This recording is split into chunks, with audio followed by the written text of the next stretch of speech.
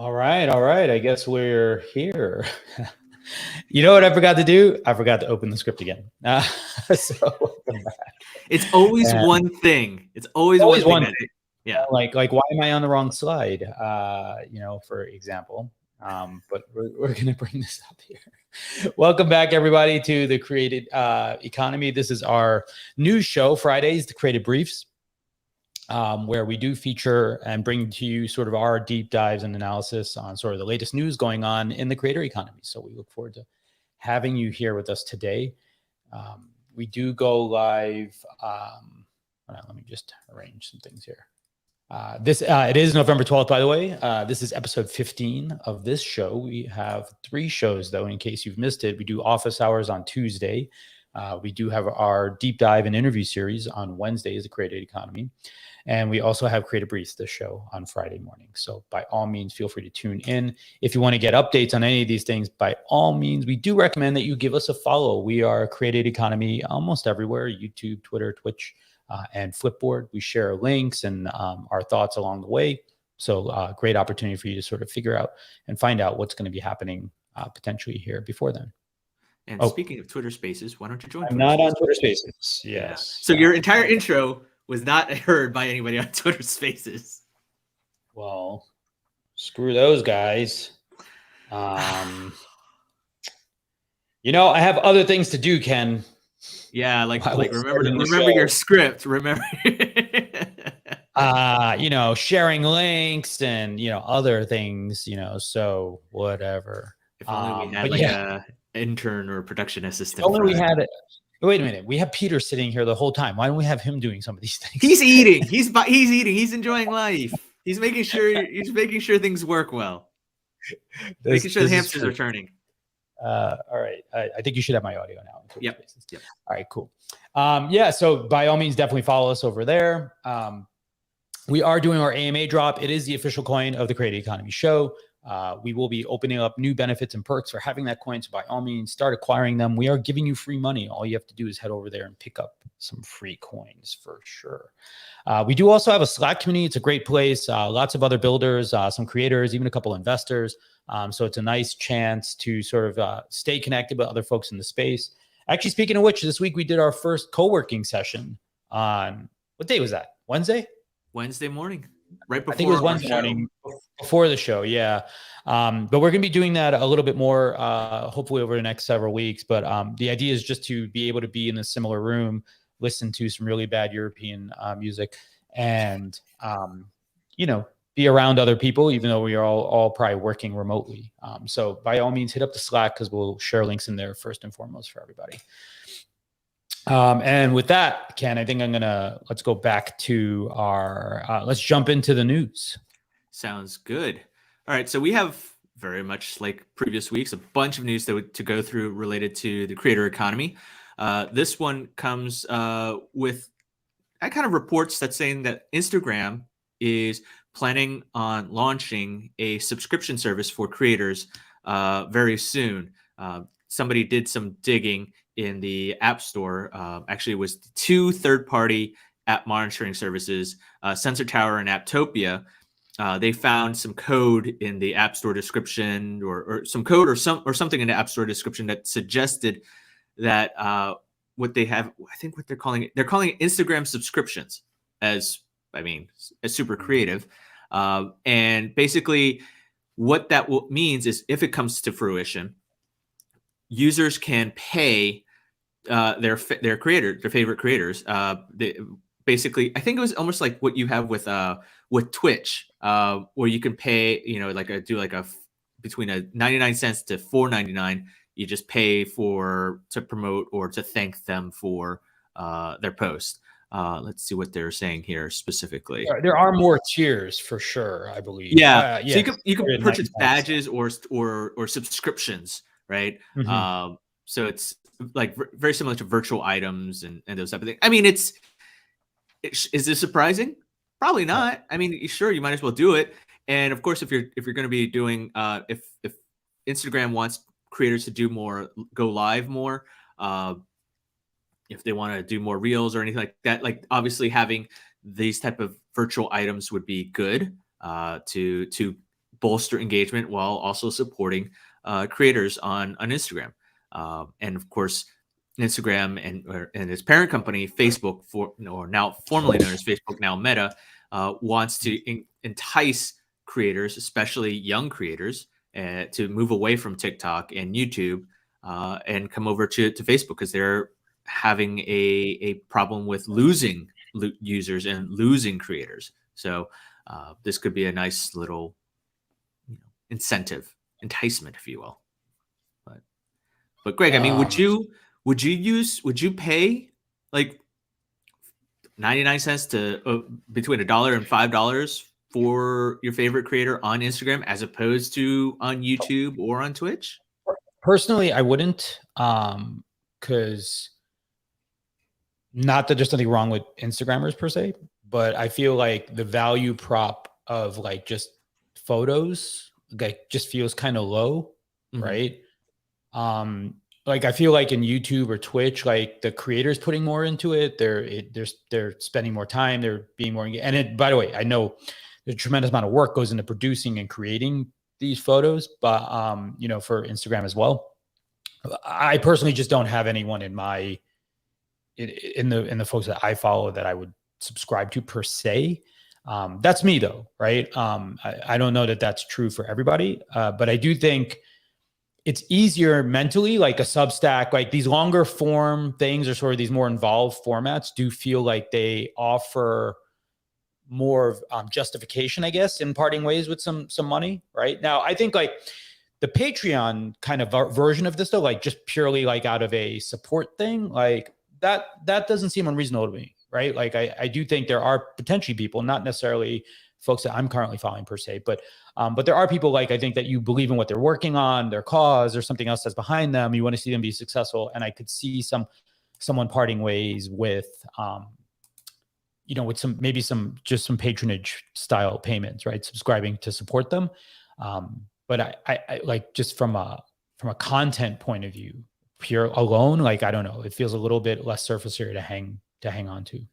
It almost seems like Instagram, as we talk about these iterations, every week we talk about, Instagram is launching this or could be launching this or so on and so forth. And it's not surprising. I think what it boils down to is everyone is looking at what Twitch has done, and they're just copying that model, right? So you look at, you talk about these virtual items, these badges, these subscriptions.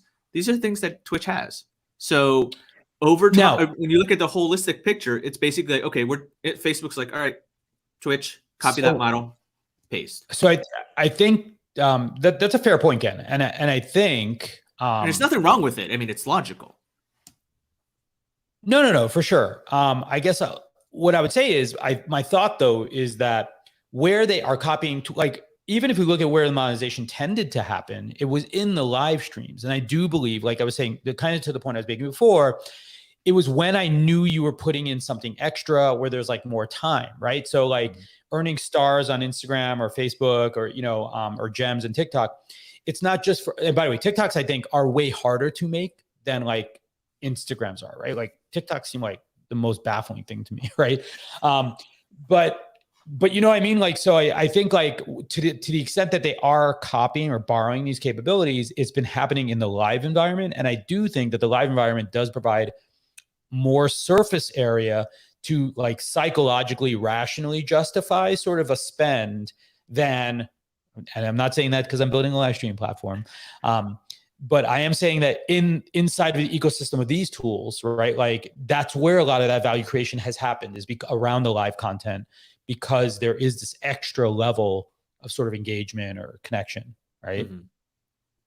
Yeah, I think you're right. And I think what's coupled with all of that, right? Because I think Instagram versus Twitch is, it's very much the live streaming aspect, but what Instagram offers as a complement for creators is more of a static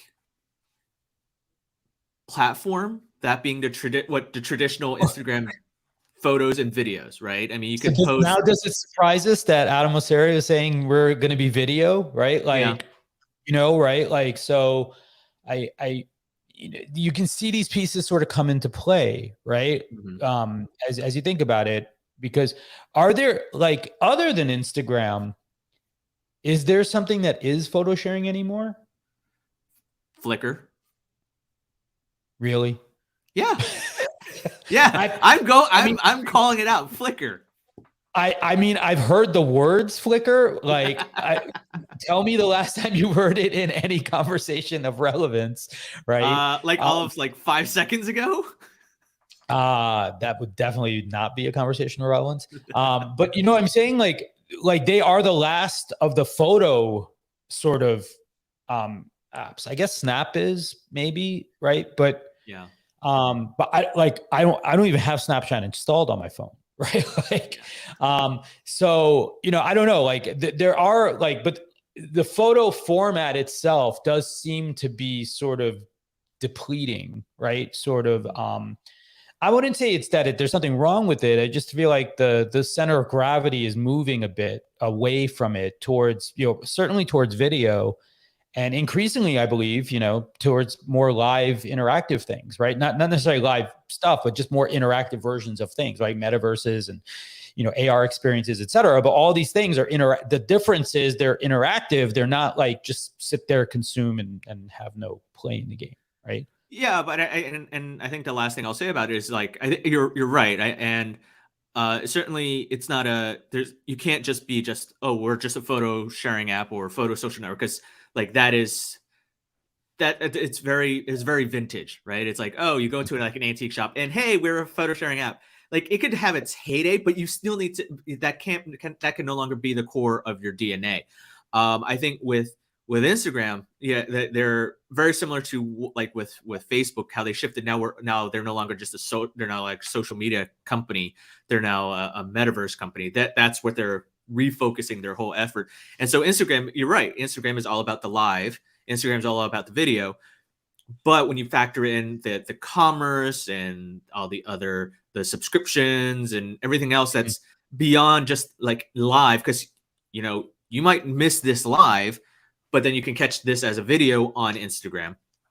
Or if I post a photo of like like I don't know, like of my mouse here, right? It's like, and I do a review, that could be like maybe somebody wants to look at that and then you can buy something off it. So there's a little bit, so that I wouldn't say don't go into photos. Photos is certainly necessary. But I think there's a little bit more, you're right. I think photos has become taken a back seat, and it is now, video is now the king, or the royalty of the space here. Yeah. But I mean, it's like, there is very much more copying of the Twitch playbook to be. And just to close this point, I think, by the way, I'm a firm believer in the power of live, but the reason I think that video live and then live, I think, would be that third generation kind of thing is valuable, is that because now we're asking people to pay money for it. Right. And I feel like that to the extent that will be successful, right? And we could argue whether or not that's true, right? People want that surface area to be like, I'm getting a lot of value out of it. It's just like why people didn't want to buy an article for, 99 cents, right? Like sure, you get like maybe intellectually you understand it costs time and money to make it, but like you're like, I read it in 2 minutes. Was that $1 worth? No, like there's a little bit of math that goes on in your head, right? Like even if it's like subliminal. Yeah, and you can certainly make more. There's certainly more incentive for a subscription versus something interactive like a video than you do with a static image. Unless you're like why Twitter paid Twitter's or accounts, or what is it called? Twitter Blue. No, not that's when we're buying features from Twitter, not the paid. Super follows. Super follows, right? Like that's also why, like, I think super follows has challenges, because it feels like a thing that you missive out, like short and quick, and you were doing already, and you're likely still going to do to some extent publicly. Yeah. I can think, but it's like, also flat. Tweets are flat. Twitter tweets are like photos on Instagram. Yeah. I mean, they serve a purpose, but they don't have. They're the photos of written content, right? Yeah, but it's hard to really find something sticky to engage and be interactive and find like, oh my God, well, derive joy from. I would say if you took all your tweets off and the only way to get them was through like a thing, now suddenly you change the equation a little bit, and maybe like I might be willing to buy it. If I thought you were like a truly insightful person, like I got lots of leads or, other interesting things, but different story. Anyway, we got a ton of articles. So. Speaking of Twitter. Yes. So Greg, you and I kind of disagree sort of on this. So for those that are listening and watching, this week, Twitter Blue, their premium subscription service launched in the US and New Zealand. Previously it was available in Canada and Australia for those users. So now if you're in the US and in New Zealand, you can pay a $2.99, or was it like about $2.99 a month, and or $4.99. I'm sorry, $4.49 in New Zealand dollars. I don't know what that currency is exactly, but let's call it New Zealand currency. And so basically, this will allow you, the Twitter user, to do a whole bunch of things, such as be able to see news articles without seeing ads. Minus the paywall. You still have to do the paywall. You still need to. You can be able to undo your tweets. Let me just make sure I have everything correct here. There's so many here. Tools. You can organize your bookmarks, your tweet bookmarks. You can organize your Twitter threads in an easier format, so you can read them. Anybody's Twitter threads, you can they do a tweet storm. You can read it easily. I think it's like there's a Twitter service that does something similar to that. I think it was like Unroll or something like that. You can customize your app icons and the navigation in the app. So I mean, nice little update. Yeah, I got a purple one now. Okay, I guess that's a good thing. You can have you will even have early access to Twitter Labs. So for all of that for $2.99, based on all of those features, I'm not exactly sure if that's something I'm willing to pay for at this particular point in time. Greg, you paid $2.99 for it. Is it everything that you hope for? Yeah, I do think it was. So, like, I guess this all boils down to like what you consider a lot or not, right? And to me, like even yesterday, like I had a very long thread, and then like I added a few words at the beginning. Of course, I made a typo. What I really want is editing ability, right? But I didn't have that. But like the undo prevention or the ability to edit has been useful. Like I bookmark a lot of things on Twitter that I find, and being able to have folders to like organize my save things, like actually has already been useful. And also like as an early adopter, like being able to get into some of these new capabilities faster, like it's actually kind of worth the premium to me. Like I think like us being, sort of like covering sort of a space, like I like the ability to sort of see some things first and having a little bit of access to them. So yeah, like, do I think it's for everybody? No. I have become like a much more sort of active Twitter user again after many years of not using it. So I think some of these things are there, and I think I think you're right. Like, I think it's not a lot of features. I think there will be more, right? Like of meaningful things, like over time, and it'll probably back into a bit more justification for the price. But yeah, I think like, like $2.99 a month or whatever it is, right? Like, like that's like what this coffee cost, right? Like, so to me, sure, I get, like, I think it's a fairly low impact sort of change, right? Like, relatively speaking, like, I don't know how many people will switch to it or anything like that, but I think it's a decent set of features. Now, I don't think everyone needs it, and I don't think most people care enough to want it. Yeah, and to be clear, all these features are specific to the individual. So it's you subscribing is not going to, as a creator, it's not going to impact your fans or followers at all. Totally. Unless they also subscribe to Twitter Blue. For that Unless they, and that would be through, as we talked about earlier, super follows, right, or communities or anything like that. So this Twitter Blue is specifically for the I guess this is probably more for the power Twitter users, talking about the organization. There are some features I would love for them to extract and bring out to the masses. And yes, I mean, there were times where I'm like $2.99. I mean, it's not much. I mean, you pay, that's like 4 times how much you pay for Spotify a month, right? And and how often do I use Twitter versus do I listen to Spotify? I use Twitter a hell of a lot more. But the features wise, I'm like, you have to get the value out of it, I think. Yeah. Anyway, I think we have so many articles left now. We're almost way through. Let's keep going. All right. Facebook. So this is a nice little report from the information that says inside Facebook's struggle to attract creators and their young fans. This research comes from this report comes from documents released from the whistleblower, Frances Hogan, that basically is pretty eye-opening as it relates to Facebook's struggle. So I'm just going to boil it down to 3 key takeaways according to the information.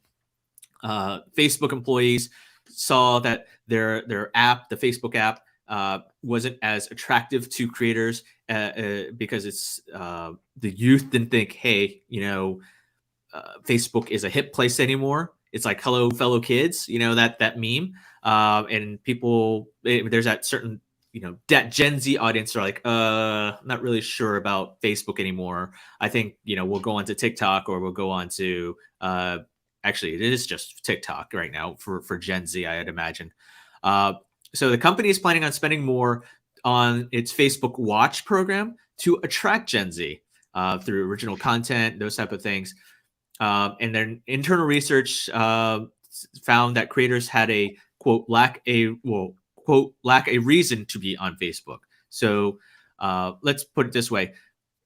So is this surprising? No, we know from the whistleblower documents, the Facebook papers, that Facebook is hemorrhaging the youth audience, the youth users. I think years ago, Mark Zuckerberg on an earnings call said that Facebook was having problems keeping the teens on their platform, and this is only exacerbating those findings. But Facebook's making a hard effort in terms of attracting them, and basically, I think giving agency to managers, to creators, to creator groups to strike deals with creators to create original content. So I don't know. I mean, they have a long road ahead of them to entice people. I mean, Greg, would you use it? Would you be on Facebook at this point? I don't think. I mean, for us, obviously, we're in the Facebook generation, right? So, I think every one of our friends always threatens to quit and then doesn't quit, right? So, I do think it's probably for other generations, like where you go visit the olds, right? Yeah. So, I don't know if you can make it cool. And by the way, this is why they went to Meta, right? It's sort of bookending, sort of like that. They're trying to get ahead of that next generation, say, all right, well, where are they going to be next? And, now we don't have to associate the name Facebook with this thing anymore. We can try to be something else. So I don't know. We'll see. Look, all of the platforms are ultimately going to have trouble maintaining audience and creators over time, because creators are getting smarter. Audiences are saying like, hey, there's ways that I can spend if my energy, attention, and money can go to support the people I prefer, as opposed to these big companies, more people are opting for that, right? Mm-hmm. We're in the early parts of that, but the reality is that folks want to figure out how to help the people that they like more so than they want to help big companies, right? And especially as all these other nefarious things sort of are happening behind the scenes and whatnot. I think it just increases the difficulties that we're going to see. Yeah, one interesting quote that this presentation that the information cites, there's a quote from a 18-year-old named Aaliyah. I'd imagine that's how you pronounce her name. Apologies if I mispronounce that. FB, Facebook, has a feature for literally everything, but yet it doesn't really feel like it is for anything. I honestly don't know what it's for anymore. And that's fair, right? I mean, it's like Facebook has become this conglomerate for everything that we do: shopping, communication. But I guess the question is: she talking about Facebook, or like Facebook everything, like Meta, right? Like, Oh, I mean, like, this was before the new. Oh, you're right. Is it talking about the Facebook app, or is she well, talking about Facebook? yeah, but does that include company? Instagram, or like?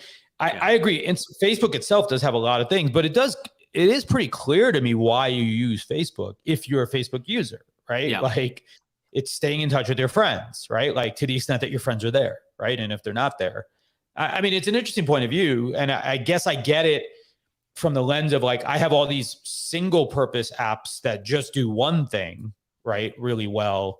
So that contrast is stark. I don't, but that's sort of like blaming Word for not being Notion, right? Like, Yeah. Like Word evolved over like 30 years to the state it's in, and it's an indispensable tool to massive amounts of people. But it's also just not Notion, because Notion came around a way later and chose to reinvent and be focused in a different thing, right? Yeah.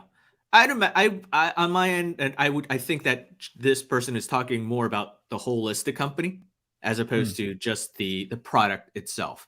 But I mean, I think we know based on that's harder to follow though, right? Because like yeah. Instagram has a purpose, right? Like Yeah. unto itself, right? And WhatsApp has a purpose unto itself, right? But are they necessarily where the Gen Z and younger audience are? I don't even know what's after Gen Z, but I don't know. I mean, but WhatsApp is imminently popular, like, around the world, right? Like, so yeah, I mean, I guess it's not worth overreading into it. I mean, I understand the feedback or that criticism, certainly.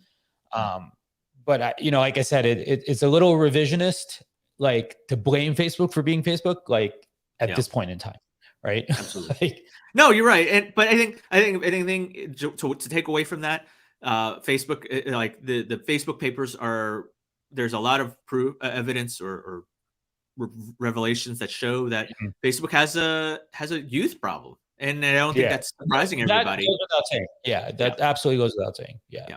Speaking of youth problems, YouTube is apparently paying TikTok stars and other creators as much, as, I mean, obviously incentivizing, that's great, but they're offering as much as $50,000 to post shorts. So, Greg, I think we need to, kind of. I don't know how we're going to get big on TikTok though. Yeah, that's true. Hey, I don't know. We very well could. Like, we could just totally do the show on TikTok and just blow it up, right? And start signing up for their whatever TikTok program they are, and then kind of just jump back onto YouTube. So here's where it goes. Like, I think this is very similar to what Facebook and Instagram are trying to do. They're trying to woo creators away from other platforms. It's a land grab. That's what it is. But YouTube's kind of going a little bit one step further and saying like, hey, we're not doing this is in addition to the $100 million shorts fund that YouTube set up, I think, this summer, right? So this is so they're offering 3 additional opportunities. Here you go. So in one program, creators were asked to post 100 shorts over a period of 6 months and offered $50,000, according to reports. YouTube was open to negotiating on the payment.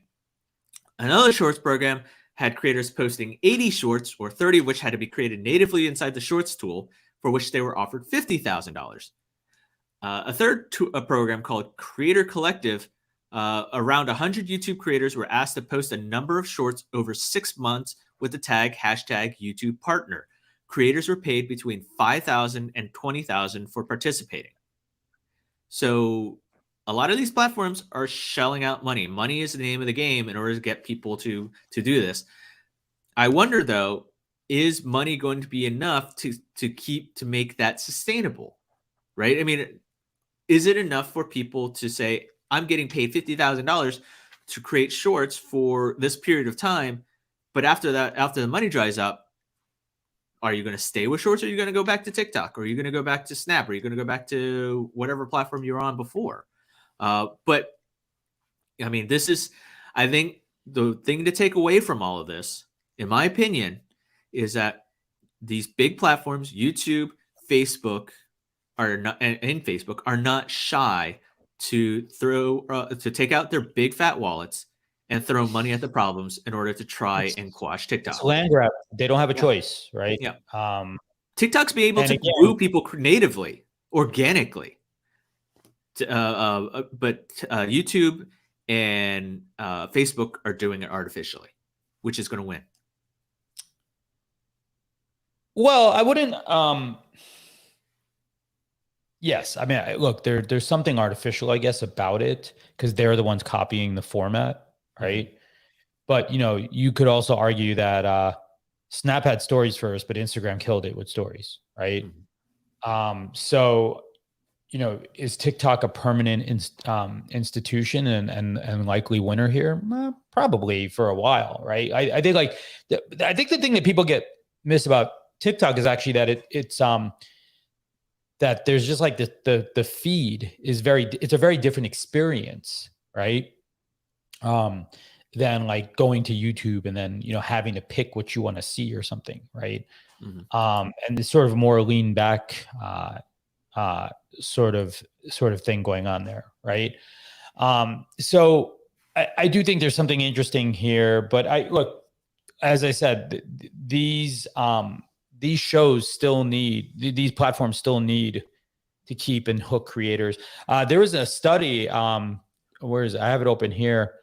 It said that, this was the one that Mighty Networks did actually. And they said that, they sort of ranked like the revenue sources from different places, percent of creators who leverage different streams.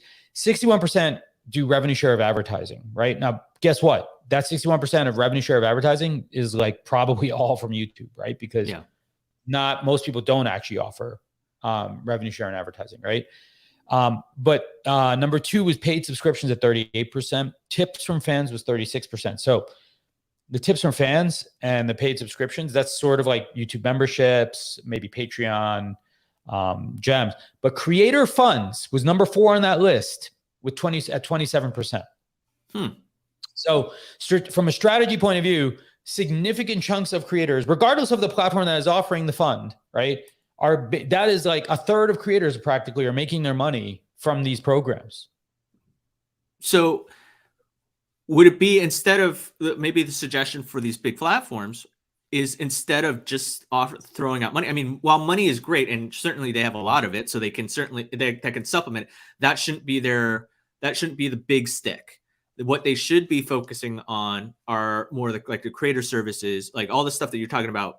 According to that Mighty Network report, they should be focusing on using that as the carrot to dangle in front of creators, to say, hey, we offer better creator services than our competitors, like, whatever. Well, by the way, YouTube has way better. We talked about that a few weeks ago, right? Like that there was like 1,000 people actually working to support creators, right? At YouTube. That's unmatched by anyone else in the space, right? So, I think it's very sensible for YouTube to try to draw people in who are good at creating that style of content, where they're trying to move and grow the presence of that style of content on their platform.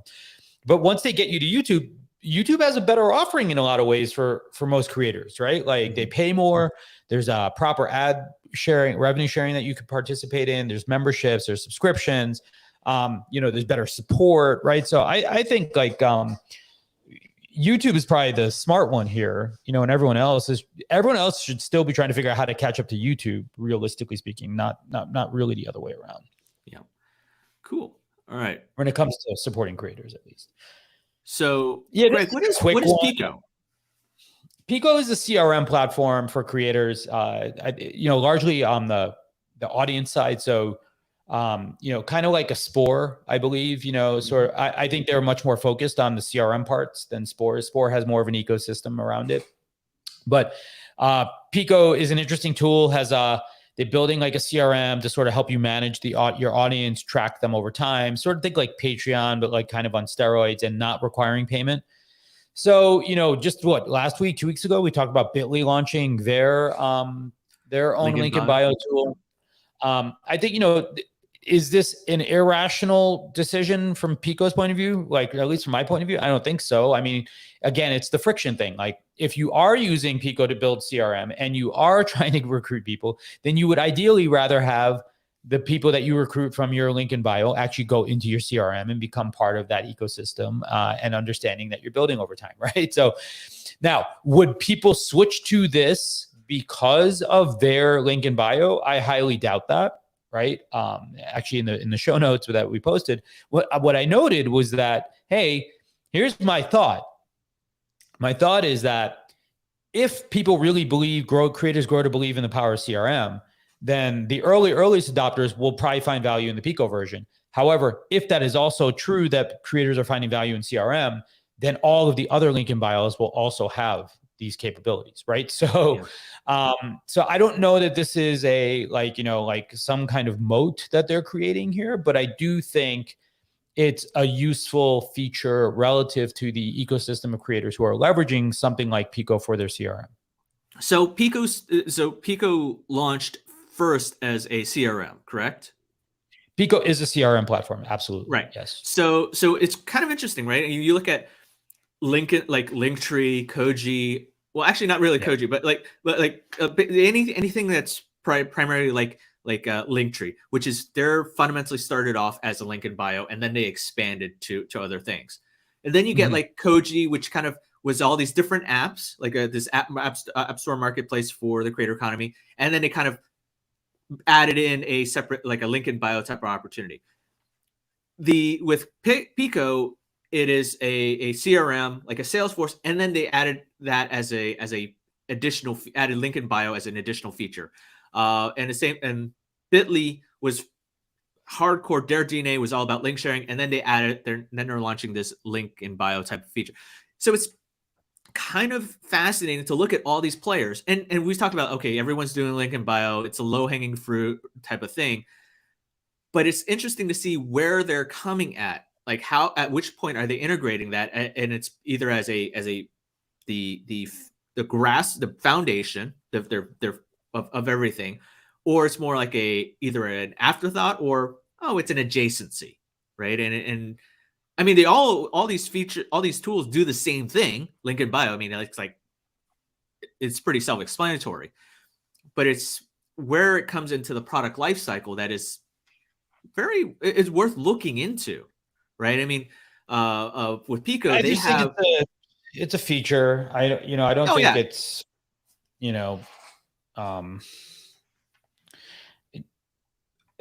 it's a, this is a non-news item, right? I'm just saying it's like kind of interesting to and look, maybe I'm just blowing it all out of proportion here, right? I think it's like, because I think from somebody that's never built anything, it's kind of fascinating to see at which point do they put that in there, right? I mean, it's like, when is Zealous going to do it in Lincoln Bio tool like in a day? Like it is just like not basically like Lincoln Bio tool is like, like the new to-do list app, right? Like for developers, right? So they're not fundamentally hard to make. Now there obviously is tons of nuance, and there's lots of stuff you can do to improve them and make them better, and obviously differentiate. Like I said, I think it's fine. I don't have any problem that they're doing it. Like, I don't think this is like a massive lead gen opportunity for like new customers for Pico per se, because the bigger point, the one you were making earlier though, I think though, is just more that Linktree started as links because that's the level of commitment that like creators are willing to make. Pico was able to do CRM now because there are finally creators who recognize and see themselves as businesses that want to operate in that manner, right? Like they view themselves as entrepreneurs, and that generation, while growing, is still very, very small, right? And I think like we need to get to the point that we have more and more people understanding the power and importance of that. Yeah. All right. Switching gears to social audio, or ephemeral audio, if we call it now. Clubhouse is now letting hosts record conversations for later. So non-ephemeral audio. Well, yeah, non-ephemeral. Now it's just becoming live audio, right? It's called Clubhouse Replays. It's available on iOS and Android, and it does as it's. I haven't tried it. Have you seen it? I haven't even been in the Clubhouse. I have a Clubhouse later today, actually tonight, so maybe I'll. Yeah, you can try and let us know. But as you can expect with replays, anybody can record the audio chat, save it to the club, or save it to that particular club or a profile. It can be downloaded and shared externally, blah, blah, blah. It's everything you hoped and I guess maybe more. It has that nice little Netflix type of feature where you can listen to audio like at multiple speeds. So you can do it at 1.5 or 2x speed. So it's like if somebody's long-winded, like for example me, you can just easily have me talk really rapidly. What's kind of fascinating, it's almost like a Discord. I'm sorry, not a Discord. What is that audio? Starts with a D. We use it a lot. Descript. Yes. You can. Listeners can take on a recorded conversation, can skip to the next speaker, which is kind of interesting. Pause or scrub, or even make their own 30-second clips. So nice little update that's coming out to Clubhouse or is available at the Clubhouse. So make sure you update your iOS and your Android app. Well, yeah, we'll see if this changes trajectory in any useful way. No, but it matches with what Twitter Spaces has. Like Twitter, well, actually, I don't. Not and even Spotify sure. doesn't. No, Twitter does. Twitter doesn't have recording, but Green Room. Yes, Green Room yes. has recording. Yeah. Yeah. Again, this is very much like a race to the bottom.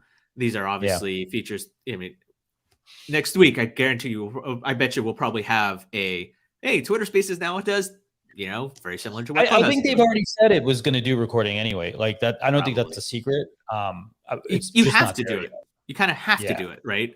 And then do all sorts of things. Anyways, sticking on the audio side of things, podcasting app Callin announced that it's raised $12 million in a Series A round of funding.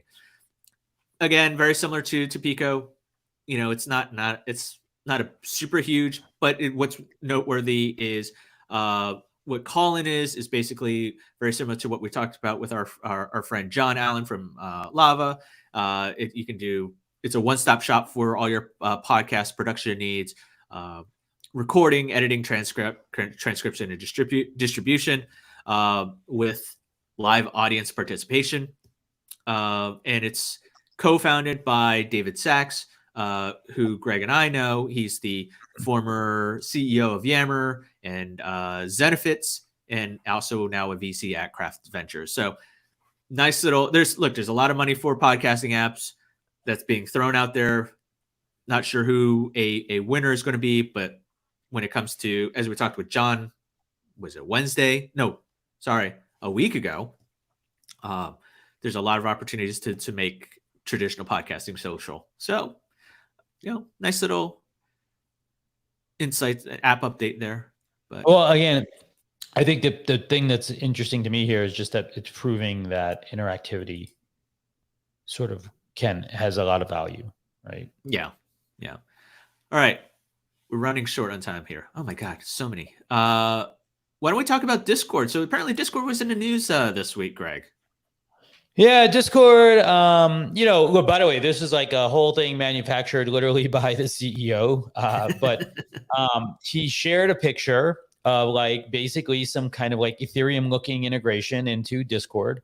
And then he took a beating in the face because his community of users was like, don't want to see it happen. From what I had seen, there was a lot. There was two things I think that were two trend lines here, but the main one that I'd seen was actually a lot of people concerned about the environmental impact of like adding sort of Ethereum into the ecosystem for Discord. The second part that I did somewhat see, right, was just also a little bit of like worry about like it becoming just like another NFT marketplace or something like that, as opposed to like the value that it currently has. I still don't understand how Discord makes money. I just don't get it. Like it's a massively valued company, but like Nitro is definitely not the way that they make money. Yeah. Or certainly couldn't be enough to justify the valuation. So I don't know, but I am interested to sort of see. But I think like it was interesting just to see the blowback, that did come about because of this. Obviously, there's some interesting opportunity here in sort of onboarding like an entire generation of users, right?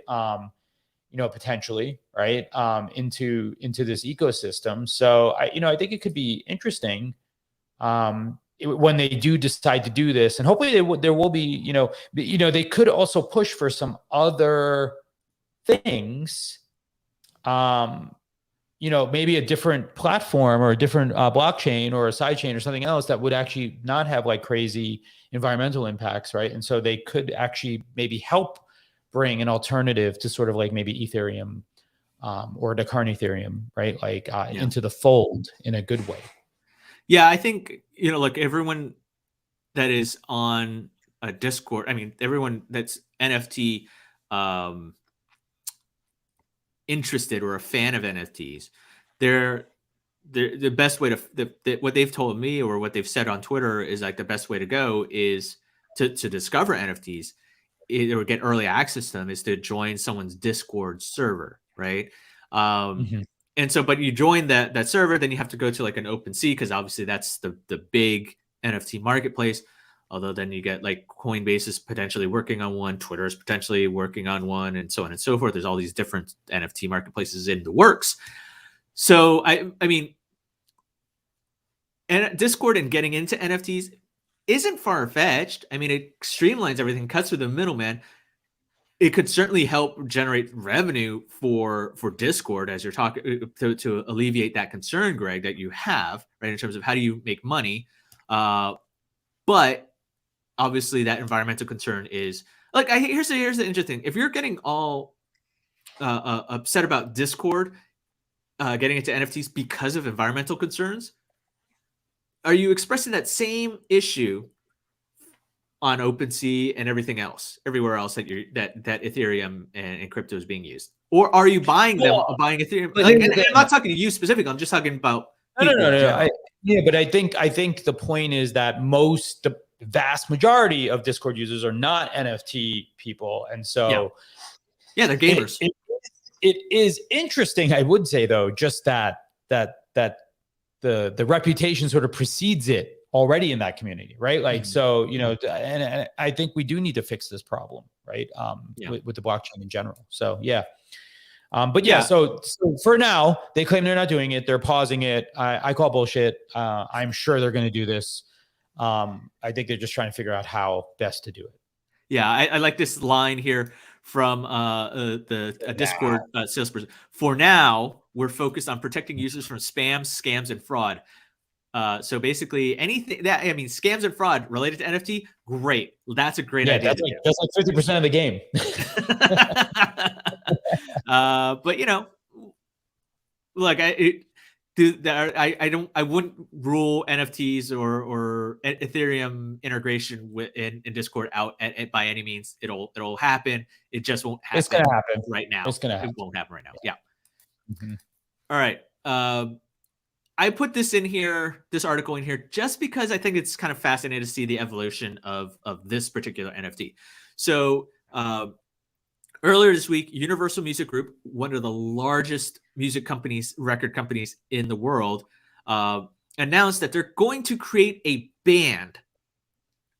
The members of this band are not just some reality TV show or anything like that, making it the band where Diddy comes out on stage and creates the new Danity Kane or whatever. But this band called Kingship is going to be made up of 4 virtual apes.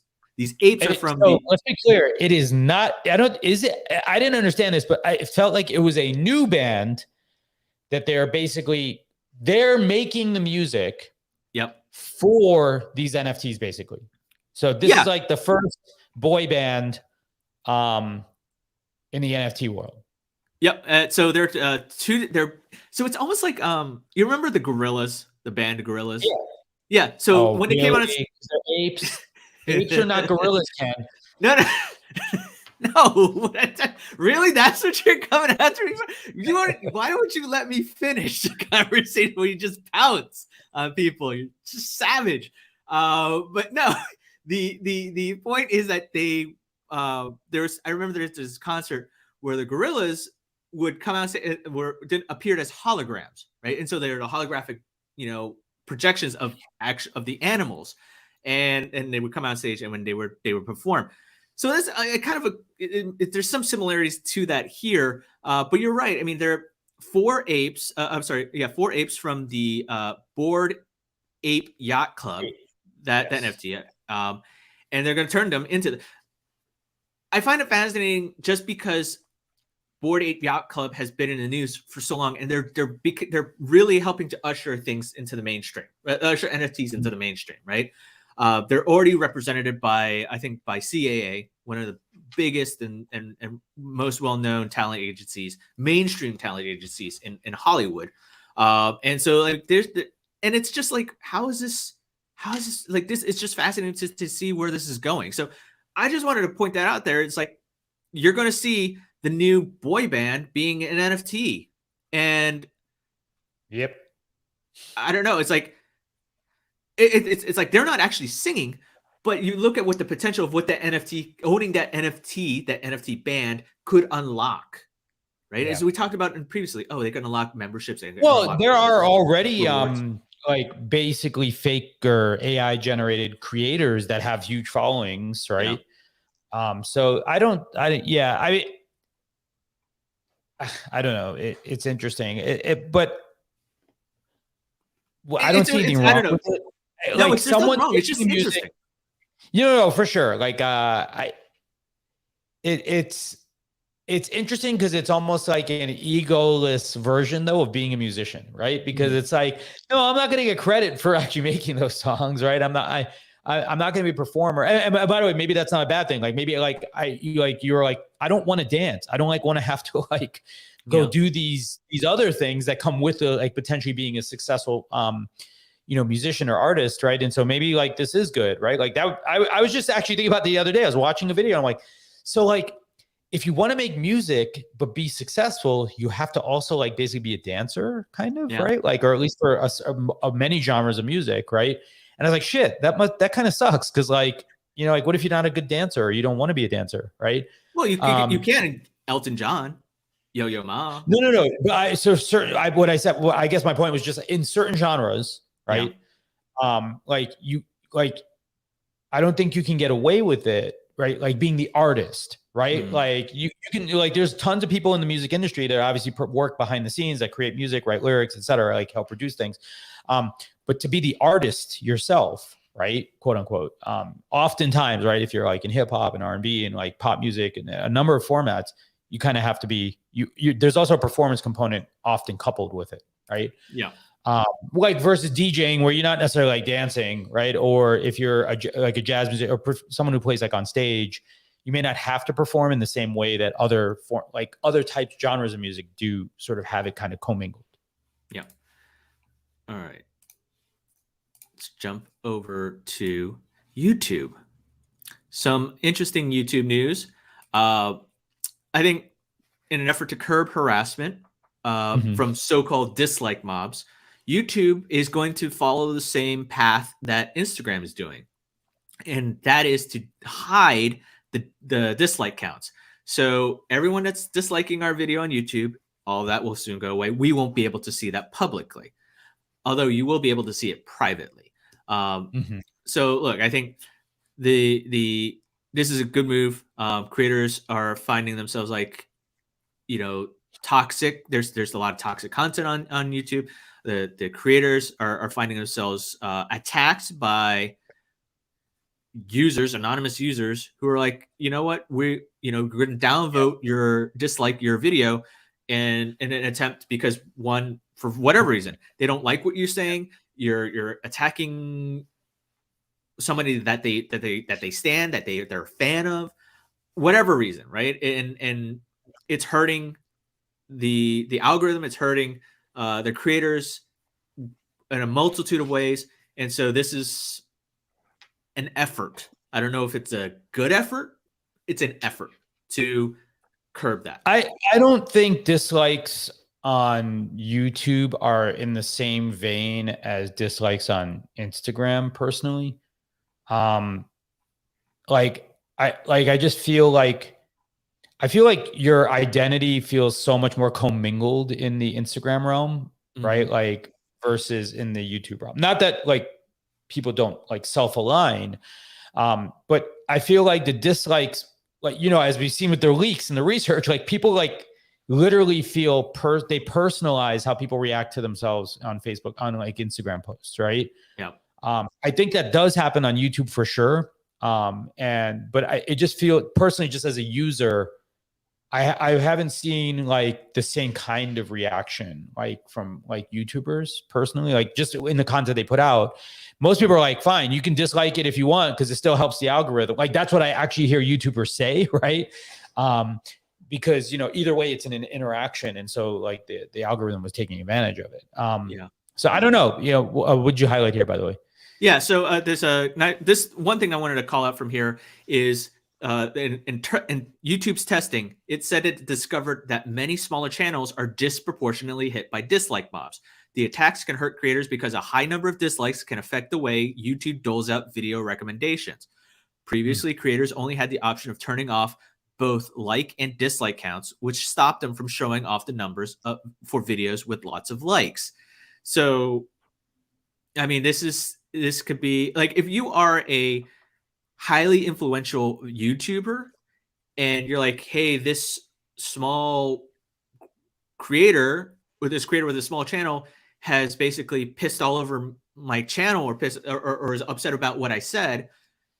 I as the influential YouTuber can send my followers or suggest to my followers, or my followers could infer upon themselves, hey, we don't like that. And then they can just launch a dislike mob and really negatively impact that smaller creator, which is a bad thing. Like it's not helping people. And Arnold actually left a comment here, and I do have to go in 1 minute. So yeah. But Arnold said, if I'm watching a YouTube video on fixing something, for instance, the dislikes count helps me know if the content is accurate. I actually think this is again to that surface area thing. Disliking a photo, I don't know what the hell that means, right? Like, but disliking a video that like tries to dive into something, I think ultimately does prove to have like a ton of value. So unfortunately, we have like 5 articles we're not going to get to today. Yeah. But just fun thing, Patreon's launching going to do a YouTube spin, and Jack Conti's going to launch a podcast called The Creator Economy. So yeah, jerk. But join us next week, by the way. We did post up the articles already, so you can go read a little bit more of our thoughts on it. We apologize. Be more mindful of time next time.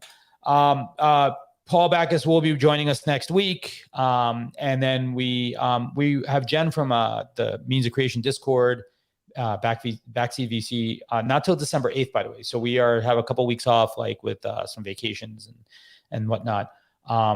But Ken will still be doing his show. He will be doing the news, I believe, right? Over that time. I guess we're volunteering me for random stuff, I guess. I don't know. Somebody's got to do it. So thank you everybody for being here. We, as always too much news to get through in a week, but we do appreciate you and your time. And Ken, I will see you soon. I'm sure. Bye, everybody.